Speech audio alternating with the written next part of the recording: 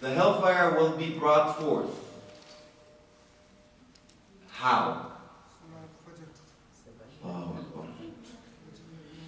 The hellfire will be brought forth. It will have 70,000 rains.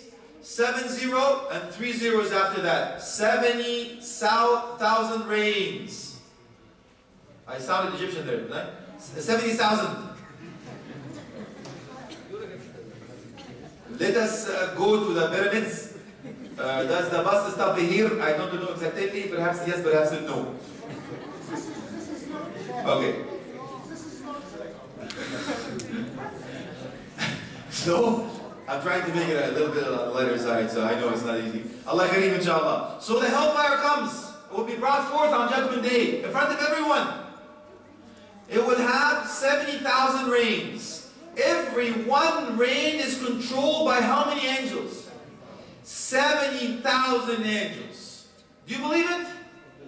The hellfire will be controlled by 70,000 rains. You know the rains control a horse? 70,000 of these. And every one rain is controlled by 70,000 angels. That's how big the hellfire is. 1.9 million? 4.9 million? Allahu Akbar. That's good, mashallah. This is smart one. Give him a cookie or something. Slap him off the side of the head. Or do something. Now, you can imagine, when Prophet Muhammad says, when he was sitting with the Sahaba and they heard a thud, what did he say? Who remembers the hadith? Except the brothers that I know that they know. Brother Ahmed. Okay, he said, go ahead, man. The sisters also are more than welcome. Okay, I'm starting to look for somebody that is... Alright. Go ahead, brother.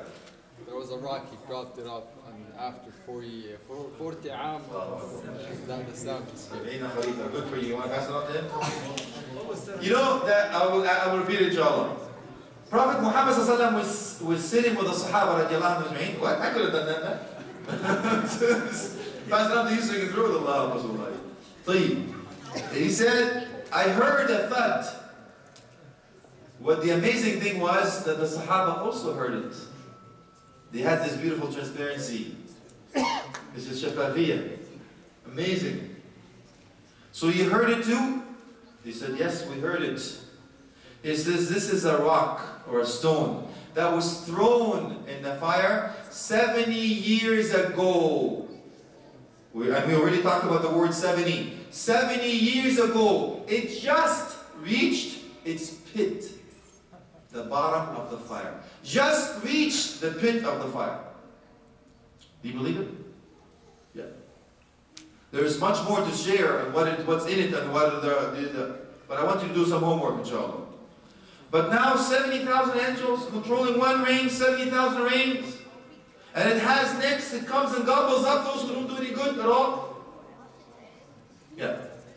So you do your best, akhi and ukhti, to stay away from the hellfire. Wallahi, if you don't believe me, I want you to do this once in your lifetime.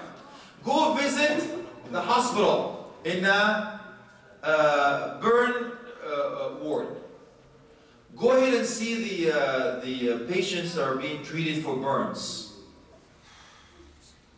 Wallahi. I know a brother that actually takes the youth. I know a brother that takes the youth through different places. He takes him first where? To the prison. That's right. He takes him to the prison. And then he takes him to the hospital. And then he takes him to the graveyard. And then he takes him to the masjid. Smart. He takes him where? First? Prison. Man, he can be right here. Hey, look, free food. Free accommodation. Look, you have your own cell. Because apparently you don't like your parents. Because, you're cramping my style, man. Give me some space. I want my space. As a matter of fact, they have that website, MySpace. You want your space, man? Go ahead, come. Look, beautiful cell with your own space-age material, iron thing. It will not rust. It has a beautiful surround sound, and it's amazing. Good for you. You have your own cubic thingy. And then they will take him to the hospital. Just in case, man, you do drugs, you do alcohol, you get burned on drugs and all that stuff, here's where you're going to end up, dude. And then, guess what?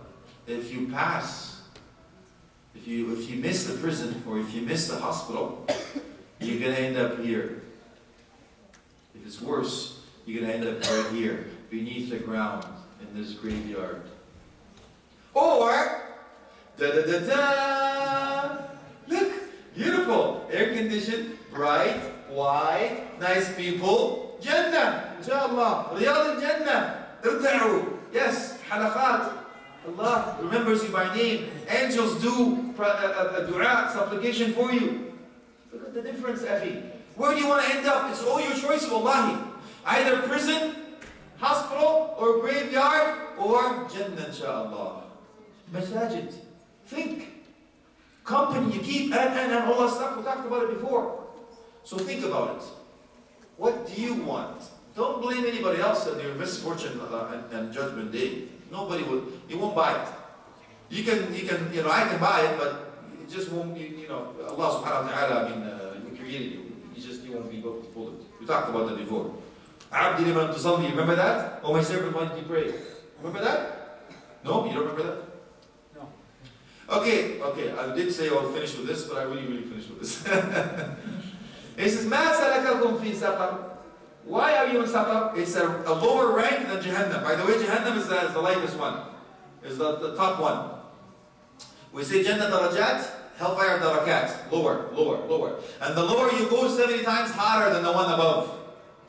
Okay? So Saqar is one below. It's not up. There are different opinions among the scholars on which one and whom and all that stuff. We're not going to even go into the hypocrites, Dark al-Asfal min nar and all that stuff. But we're just going to go just to Saqar. Saqar is what? He says that مَا سَلَكَكُمْ فِي سَقَرْ. Why are you in Saqar? What they say? قَالُوا لَمْ نَكُمْ مِنَ الْمُصَلِّينَ. Remember the homework I said? I asked you to do? Look for why people go to hellfire. What are the attributes of the dwellers of the hellfire? And stay away from it. And then next time, I want you to tell me the same thing. When we talk about Jannah, I want you to do your homework. What makes you go to Jannah? The dwellers, the attributes of the dwellers of the heaven, inshallah. It's the same thing. And I want you to keep it in front of your eyes. Because actually the scholars will tell you, if you see it, I want it to be in black and white. I want you to blast it in your room. Not the picture of and that girl with all that stuff. That shouldn't be on your walls. On your walls should be, here's why I want to go to Jannah. Here's why I want to stay away from the hellfire. Okay? So he says, why? What's the number one? He says, we were not among those who pray. And I've given you the reason why prayer was number one on the rank. Because Allah subhanahu wa ta'ala made it so easy for you to pray. We talked about that before. We'll remind each other, inshallah, finishing that.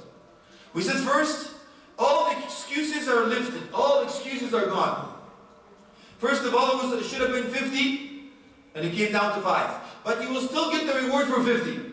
Multiplied by 10. By the way, most people think it's the 50 because I do 5. No, it's not true. Ibn Uthaymeen rahmatullahi alayhi says that Allah subhanahu wa ta'ala will reward you as if you've done 50 by doing 5. That's not the multiple by 10. He will multiply the 50 by 10, not the 5 by 10. Because he says, as if you've done 50, as if you've done 50. So you've done 50 prayers. Multiplied by 10 on top of that. You're only doing 5.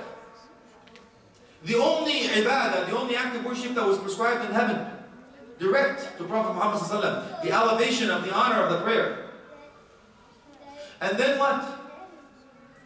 He says, if it's accepted, I will accept all your actions and deeds. If your prayers are not accepted, I will not accept any of your actions and deeds.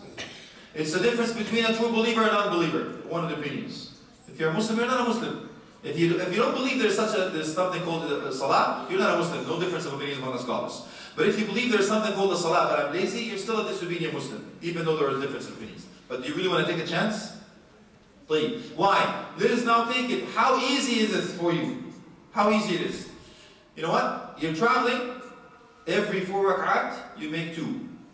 And you can combine Dhuhr with Asr, and you can combine Maghrib with Isha.